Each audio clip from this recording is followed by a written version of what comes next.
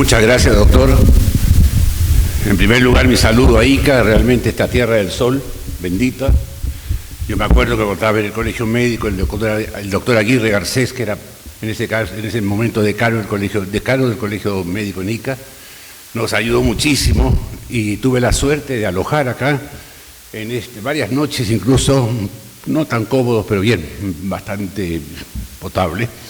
Y veo que ahora ustedes han mejorado enormemente y los felicito, las instalaciones del colegio médico, y ahora sí son habitaciones de hotel de lujo.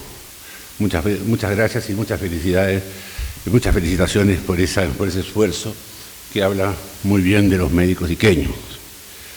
Bueno, vamos a hablar de las fronteras en la investigación genómica o genética y sobre todo este tema, porque el tema de reproducción humana no nos da en este momento tiempo como para poder tratarlo, porque vamos a acabar justamente con este tema de fronteras en la investigación genética o genómica, que realmente es un tema de muchísima importancia y de muchísima proyección futura. Acá está la agenda que vamos a presentar, una introducción general, lo que es la genómica, farmacogenómica de una patología modelo que vamos a usar como modelo, que es la hipertensión arterial esencial o primaria, que todos conocemos, es tan frecuente en el mundo y en nuestro país. El tema del envejecimiento y genética, un tema también sumamente importante. Y al final, una genética, o sea, ética incluida en el gen, que es uno de los temas polémicos hoy día, justamente por la obra de un filósofo polaco que ha presentado una tesis que realmente es hasta cierto punto polémica y difícil, complicada por lo menos. Bueno, acá están los grandes proyectos de la humanidad en el siglo XX que todos conocemos. La humanidad se propuso en el siglo XX llevar a cabo 3 grandes proyectos que deberían significar un progreso evidente para el mundo. El proyecto Manhattan, en el año 1944, con Fermi, Einstein, Oppenheimer, que llevó a la creación de la bomba atómica y abrió las puertas al uso de la energía nuclear, como todos sabemos. El proyecto Apolo, en Estados Unidos, americano, que llevó al primer hombre a la Luna en el año 1969, inmortalizando el nombre de Neil Armstrong, que todos sabemos y conocemos. Y en lo que nos interesa hoy día, el proyecto Genoma Humano, iniciado en 1970, que comprendió inicialmente a 5 naciones del primer mundo, los Estados Unidos, Gran Bretaña, Canadá, Australia y Francia, y que le salió con un presupuesto multibillonario, pero le salió un competidor al Estado oficial, una empresa privada, la de Craig Fender, Genomics, que realmente al competir justamente con el proyecto oficial, adelantó el plazo fijado inicialmente para este proyecto, para acabar con el proyecto en el año 2005, y la tarea, como sabemos todos, se cumplió 5 años antes, en el año 2000, el proyecto Genoma Humano. Perdón. Bueno, la genómica, antigua genética, todavía se llama genética, pero realmente hoy día con el genoma se prefiere hablar de genómica. La genómica constituye un arma formidable en el conocimiento y tratamiento de diversas enfermedades humanas. Tomaremos como modelo, y disculpen ustedes esta alteración profesional, yo soy nefrólogo e hipertensiólogo, tomaremos como modelo la hipertensión arterial primaria, cuyo conocimiento genómico ha avanzado mucho en las últimas décadas. Esa es la primera frontera. Esa primera frontera no solamente es necesaria, sino que es absolutamente fundamental. Nos referiremos luego a las posibilidades futuras de postergar el envejecimiento y sus consecuencias con el mayor desarrollo justamente de la investigación genómica.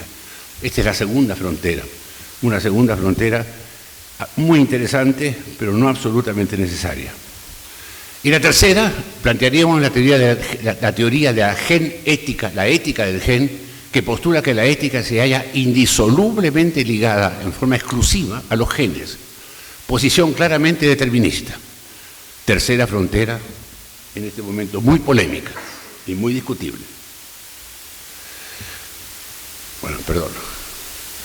Sir Francis Collins, Premio Nobel de Medicina, es un genetista muy importante que trabajó enormemente en toda la genética de las enfermedades cardiovasculares.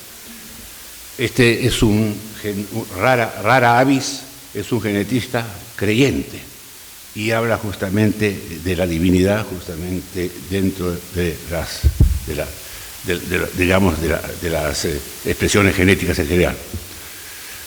El genoma humano, como todos sabemos, es el número total de nucleótidos génicos del ser humano, alrededor de 3.000 millones de nucleótidos que constituyen lo que somos nosotros, con una organización que todos conocemos, ¿no?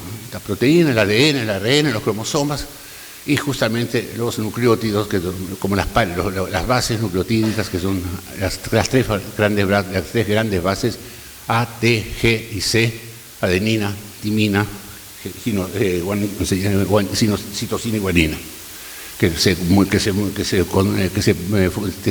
expresan siempre, se unen siempre de forma, siempre A con T, T, A, G con C y C con G, en forma totalmente absoluta.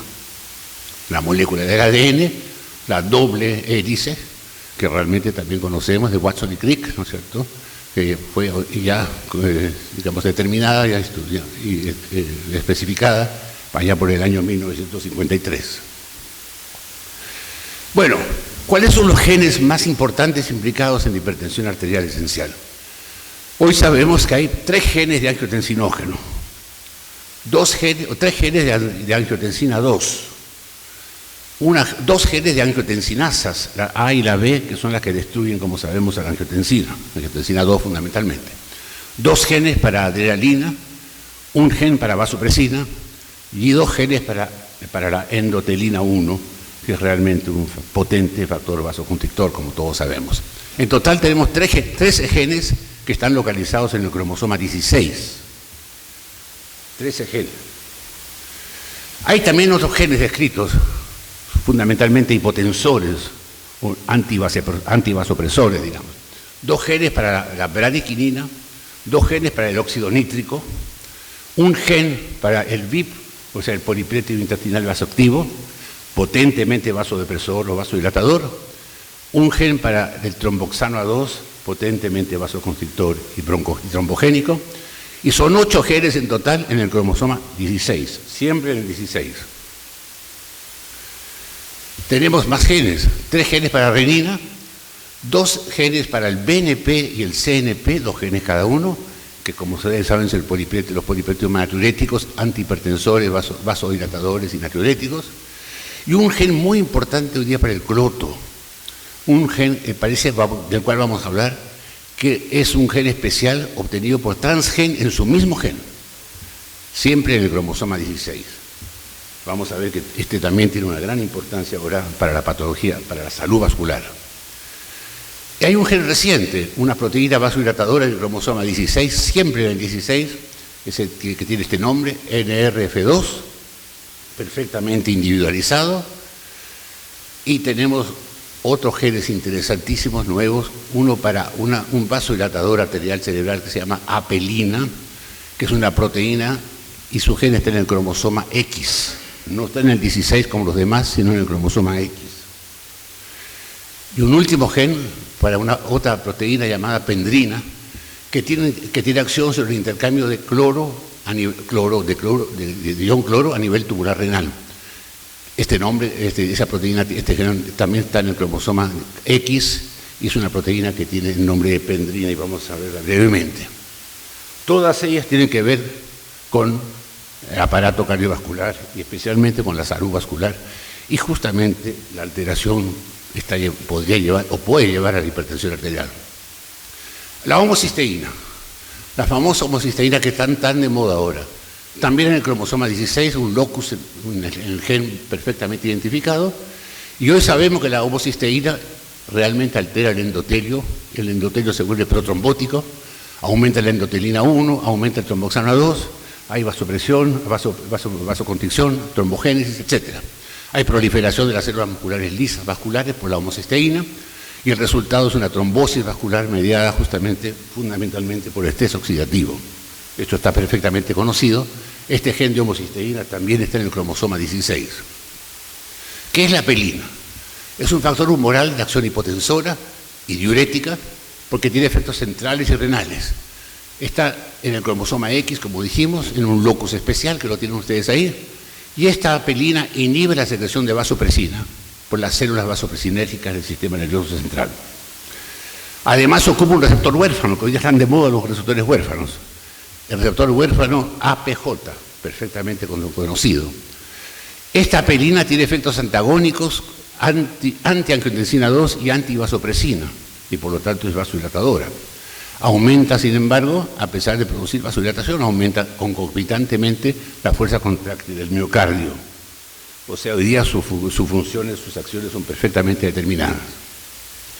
La pendrina, en cambio, el otro gen que está en el cromosoma X, se llama así por el síndrome de Pendret, se le dio el nombre de pendrina, y es un gen que induce una proteína que actúa sobre el intercambio apical tubular distal renal de cloro con bicarbonato, y produce reabsorción de cloro, fundamentalmente de cloro, que se acompaña de reabsorción de sodio, paralela a la absorción de cloro por las células intercalares tipo B, y por lo tanto es un factor de hipertensión arterial, hipertensor.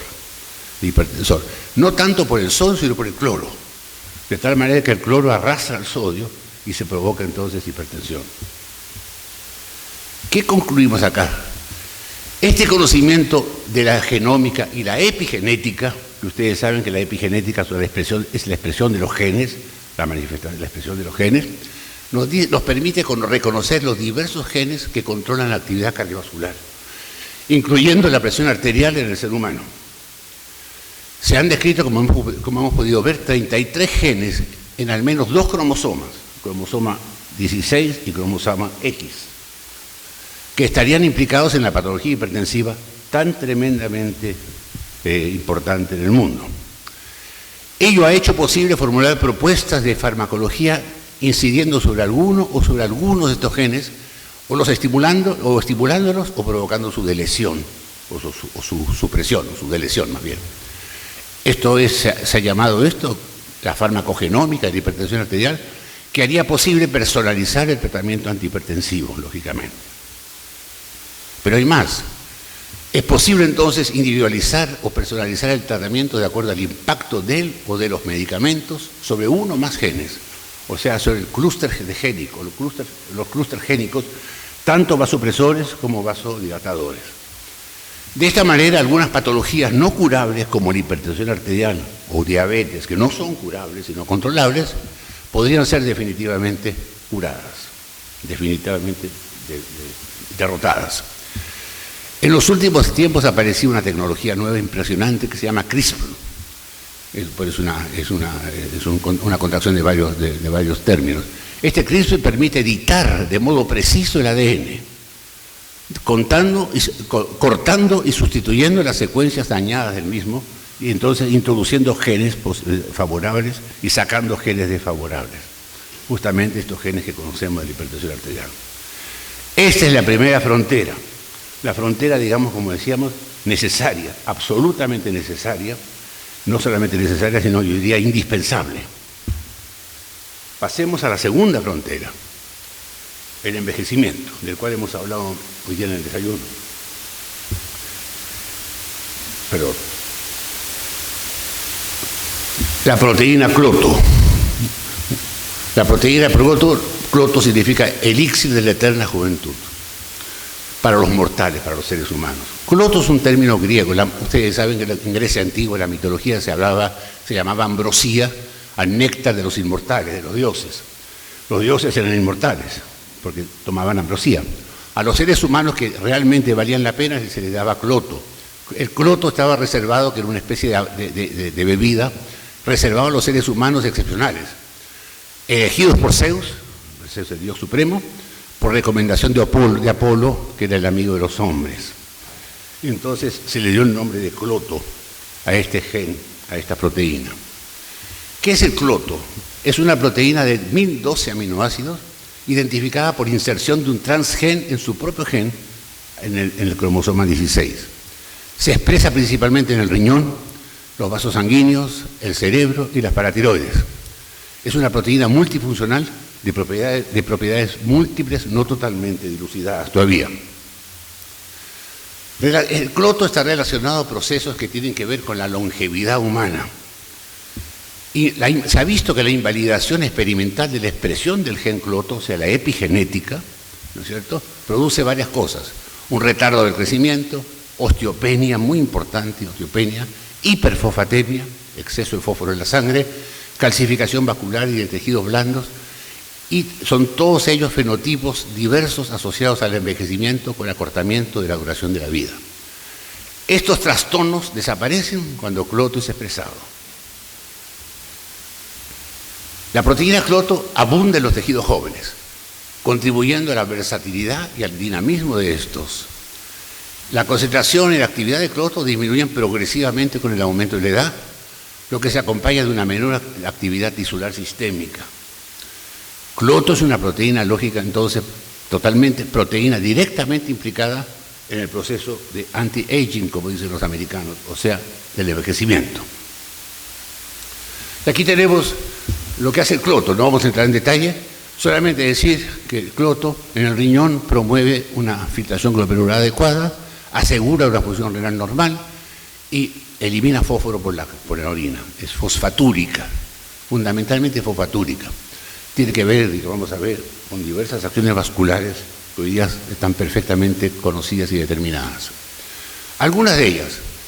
El cloto, primera acción vascular, ejerce un efecto protector sobre el endotelio a través de la producción de óxido nítrico.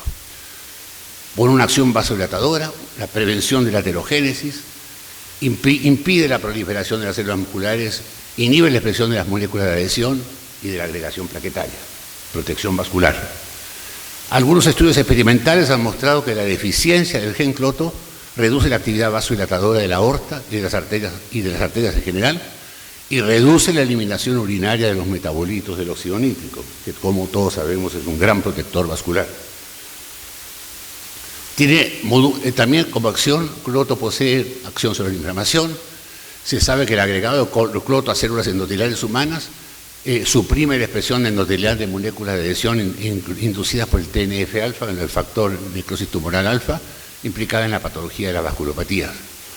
Y la forma soluble se liga a diversos miembros de una familia especial, omega-NT, inhibe la actividad biológica de las omega-NT, que es uno de los mecanismos reconocidos que explica las propiedades anti-envejecimiento de la proteína cloto. Esa familia está ligada, la omega-NT está ligada directamente al envejecimiento vascular y al envejecimiento general, inhibida justamente entonces por el cloto. Cloto protege contra la calcificación vascular también, porque tiene un efecto inhibitorio sobre los cotransportadores sodio-fósforo en diversos lechos vasculares. Y actúa sobre varios transportadores sodio-fósforo, el 2A, 2C, pero sobre todo sobre el transportador de tipo 3, que se llama transportador sodio-fósforo tipo 3 o PIT1 y PIT2, que induce calcificación vascular por entrada del fósforo a la pared del vaso sanguíneo. Por lo tanto, protege al vaso sanguíneo, protege contra la hipertensión y contra la arteriosclerosis. Cloto más este factor que se llama FG23, que es un Fibroblast Growth Factor, ¿no? Induce la excreción de fosfato por la orina, o sea, una hiperfosfatura importante, protegiendo también al lecho vascular. Este cloto está ligado a la telomerasa a la cual actúa. Y acá está el gran tema. ¿Qué es la telomerasa? Sobre todo para los muchachos jóvenes que no están acá. Los telómeros son los extremos libres de algunos cromosomas lineales en las células eucariotas, como sabemos. En el ser humano, el ADN de los telómeros está compuesto por replicaciones del tándem de la secuencia TTA-GGG. TTA-GGG. La longitud de los telómeros, así como su número, se mantiene por acción de la enzima telomerasa que eterniza el telómero. O sea, hace que no se corte, que esté largo, que siga largo. Y aquí tenemos algunos estudios interesantísimos sobre este tema. Telómeros y telomerasa en la arteriosclerosis y en la hipertensión arterial. Vamos a ver solamente los estudios en los seres humanos. Aquellos vasos sanguíneos sujetos a alteraciones de estrés aterogénicas o hemodinámicas, estos vasos sanguíneos están expuestos muchas veces y ellos están ligados a un mayor acortamiento de los telómeros, porque la telomerasa no actúa bien. Por lo tanto, están expuestos justamente a aterosclerosis, hipertensión, etc. Y también en los leucocitos. En los leucocitos se encuentran también los telómeros están disminuidos, acortados, Y por supuesto son pacientes que tienen arteriosclerosis coronaria, infarto miocárdico prematuro, hipercolesterolemia, diabetes, hipertensión arterial, etc. Ligados entonces al acortamiento telomérico, tanto en leucocitos como en el tejido arterial. Vean este estudio realizado hace ya algunos años, en el año 2007. En el año 2007, entonces, estos autores, en un estudio de cohorte, midió los telómeros de pobladores de 2 ciudades belgas. Había 2.514 sujetos caucásicos sin enfermedad cardiovascular, entre los 35 y los 55 años de edad, donde había 1.293 mujeres y 1.221 hombres. Encontraron que la longitud de los telómeros se encontraba disminuida con el incremento de la edad. También encontraron que los hombres tenían aproximadamente 128 pares de bases menos que las mujeres para edades similares. O sea, los hombres somos más débiles que las mujeres, ¿no? Estamos más expuestos. Aún más importante, encontraron que el acortamiento de los telómeros ocurre con mayor rapidez en los hombres. Y encontraron finalmente también una disminución de los telómeros en personas fumadoras, con niveles altos de colesterol y con hipertensión arterial. Otro estudio. En el año 2008, Long y colaboradores comparó la longitud de los telómeros de pacientes con hipertensión arterial y frente a sujetos controles. Fueron 73 pacientes del Hospital General de Taiwán, donde se realizó este estudio, que no contaban aún con medicación antihipertensiva, no estaban tratados, y cumplían los criterios de la OMS para hipertensión arterial sistólica, o sea, solo sistólica, o a predominio sistólica. Esta es la ciudad que se hizo el estudio. Los sujetos controles fueron elegidos al azar en la población de Tainan, a 40 kilómetros al sur de Taiwán. Esto fue hecho por la OMS, por un estudio avalado por la OMS y con investigadores chinos y norteamericanos. 429 fueron voluntarios, pero solo fueron seleccionados 76. Los telómeros fueron medidos mediante electroforesis y técnica del PCR. ¿Qué encontraron? Encontraron que la longitud de los telómeros declina con la edad. Y la longitud telomérica fue mayor en mujeres que en hombres a edades similares. De nuevo, las mujeres están protegidas. Encontraron también que los pacientes con hipertensión arterial sistólica, sistólica aislada, presentaban telómeros más cortos que los sujetos controles, luego de un ajuste para edad y para género. Y por lo tanto los telómeros estaban íntimamente ligados al envejecimiento y por supuesto, fundamentalmente al envejecimiento vascular, al envejecimiento de los vasos del cardiovascular. Y acá está el gráfico de ellos. Ustedes ven la longitud telomérica, es el acortamiento del telómero e hipertensión arterial. Ustedes ven que con hipertensión arterial los telómeros son más bajos que los sujetos sin hipertensión arterial en todos los casos. Igual en enfermedad coronaria, sin enfermedad coronaria, telómeros más altos, con enfermedad coronaria más bajos, acortados. Longitud telomérica protege entonces, protege contra el envejecimiento, protege contra la patología vascular. Y así, ¿qué es lo que se presenta? ¿Qué es lo que se propone hoy día? ¿Cuáles podrían ser los elementos farmacológicos para reducir la edad vascular, el envejecimiento vascular? Además de los riesgos modificables cardiovasculares que todos conocemos, ¿no es cierto?, que están aquí a la izquierda, algunas drogas que están todavía en evaluación, como los estrógenos, como los elementos de la indicación avanzada, ¿no?, productos de indicación avanzada, los AGE, o tratamiento selectivo de osteoporosis. ¿Qué es lo que proponen? Drogas que activen a la telomerasa. Y estas drogas que activan o activarían a la telomerasa para mantener una longitud telomérica adecuada, serían drogas fundamentales para prevenir el envejecimiento y alargar la vida, y podríamos llegar hasta 150 años. Esto es la segunda frontera ética, interesante, pero con cuidado. La primera frontera necesarísima, La segunda frontera, muy interesante, quizá necesaria, pero en el futuro, pero por el momento no. La tercera frontera. Aquí les presento a este filósofo de la ciencia, que además genetista, polaco, de mucha importancia en Europa, que publicó una cantidad de libros impresionantes. Hay más de 500 libros publicados por él. Y uno de los temas, bueno, uno de sus grandes temas fue el marxismo, que derrotó al marxismo, trituró al marxismo, pero del otro lado fue justamente el tema de la genética. Y nos presenta una postura sumamente polémica, tercera frontera. Autor entonces de Ética sobre coética y conducta humana. Él analiza la genética de la condición moral del Homo sapiens, que somos nosotros. En realidad nosotros no somos Homo sapiens, sino somos Homo sapiens sapiens, 2 veces sapiens. Y dice él, el Homo sapiens es un animal moral. ¿Y de dónde sale moral el animal? Que somos nosotros. Si los animales no son morales, ¿por qué somos morales nosotros? En la evolución animal, dice él, surge en el Homo sapiens, en nosotros, un conjunto de genes en diferentes loci, diferentes locus, o sea, diferentes sitios del cromosoma. Genética, que él llama código genético o genética de la moralidad, que llevan a la distinción en el hombre entre el bien y el mal, y por lo tanto a la conducta pertinente, actuar bien o actuar mal. Tercera frontera, desde Kolosky, ahí tenemos su foto. La moralidad humana está determinada genéticamente, dice él.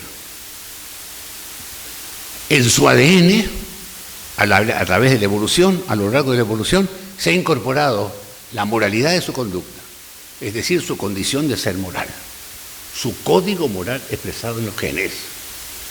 O sea, ¿nacemos morales o no nacemos morales?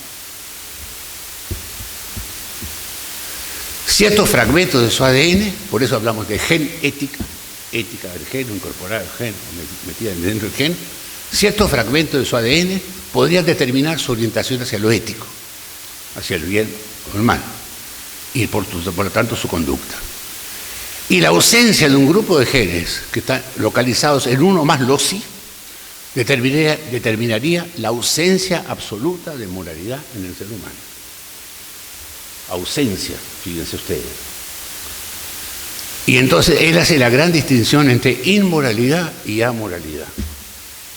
El inmoral es el que tiene los genes y se porta mal, digamos, no es ético, a pesar de saber que está actuando mal. Pero el amoral no tiene estos genes. Entonces para él no hay bien, no hay mal, no hay conducta. La conducta es cualquiera. La culpabilidad y la imputabilidad de los actos, en el segundo caso de amoralidad, en los amorales, que él dice, sería nula. No habría culpa. Porque nacimos sin esos fragmentos, sin esos ADN, sin esos fragmentos de ADN.